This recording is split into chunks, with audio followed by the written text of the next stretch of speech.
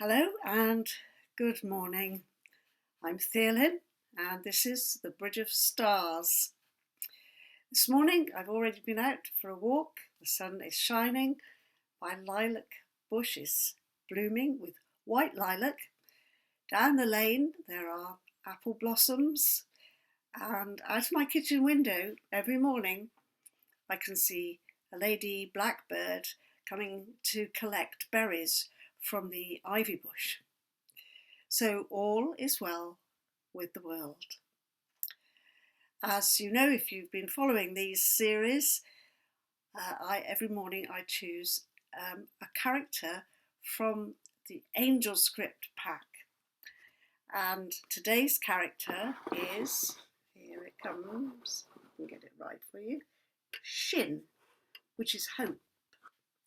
Okay, and what is in the channeled message, the original channeled message, which came through to me in the 90s, is very appropriate. I'll just read you a section from the middle of it. Often we forget that the structures we use to live human lives are self-created, chosen carefully as a vehicle for the soul's present journey. Then we are trapped in the daily repetition of habits, which are the building blocks of our temporal home. We inhabit a building which may sometimes seem like a fortress, sometimes a shack, sometimes a detention centre. The windows and doors in these buildings, the openings which allow the divine sunshine into our lives, may be of limited size. We cannot grow without this sunshine, and our world becomes shadowy. Hope is a chink through which light begins to filter. It offers a glimpse of the radiance which is available, if only we would open the shutters and let the sun indoors. This would be very simple indeed, since the fastenings have been designed by the inhabitant. We design the fastenings to our own lockdowns, and we can allow divine sunshine to filter through into our lives, whatever the circumstances. And we know this is true from some amazing stories that have been handed down to us by people who suffered in World War II and were incarcerated in concentration camps, usually to die there, but sometimes there were living survivors who tell us how the divinity was always there for them, however dark it was. And so, however long our lockdown is going to go on, and it's nothing like being in a concentration camp, of course. However that's going to go on for, and some politicians are giving us extended dates now, then we have this sense of hope. And hope is built on a connection with our divine source, which feeds us and gives us the resources to make hope not just like something empty and wishful thinking, but a sense of purpose and a sense of joy and a sense of delight, because we know something is going to unfold and we are participating in that unfoldment. And everything that we do will support the changes that are so important. So many amazing changes are happening. Yesterday, I heard a radio programme about the way that the homeless in the UK had been found homes, people sleeping on the streets, thousands of people, within a few days, because there was a public health emergency and there was a sense of purpose. Otherwise, the scheme was, we're going to try and get people off the streets in 5 years' time. So see what kind of dramatic social positive changes may actually unfold, even though people can't go to the pubs and the restaurants and all kinds of other things which we expect in modern life. But that's all to do with hope for a good future, putting our trust, not necessarily in politicians, but putting our trust in some greater purpose. Okay, so today I've got a story to read to you, a very, very short story, from a favourite book of mine, Women Who Run with the Wolves. If you don't know this book, then you should. And even if you're a man watching this, these stories are amazing. And they're all about the empowerment of the wild side of us, the natural side of us.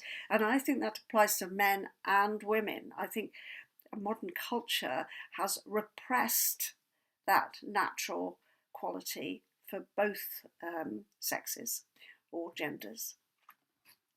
And this is kind of following on from this fact that I was telling stories about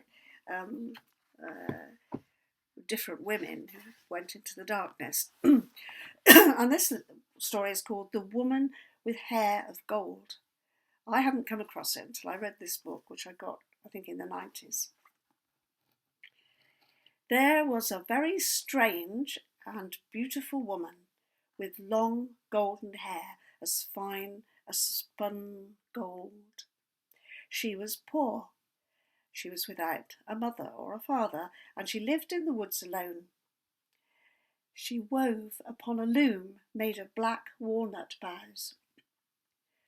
A brutish man, the son of the coal burner, tried to force her into marriage, and in an effort to buy him off, she gave him some of her golden hair.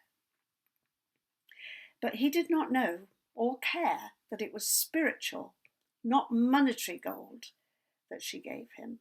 So when he sought to trade her hair for merchandise in the marketplace, people jeered at him and thought he was mad.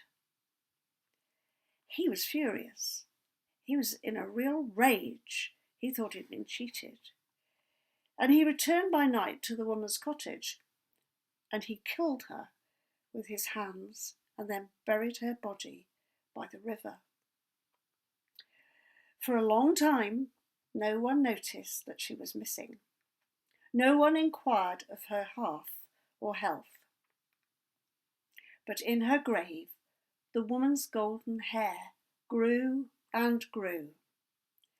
The beautiful hair curled and spiralled upwards through the black soil, and it grew, looping and twirling more and more, and up, until her grave was covered by a field of swaying golden reeds.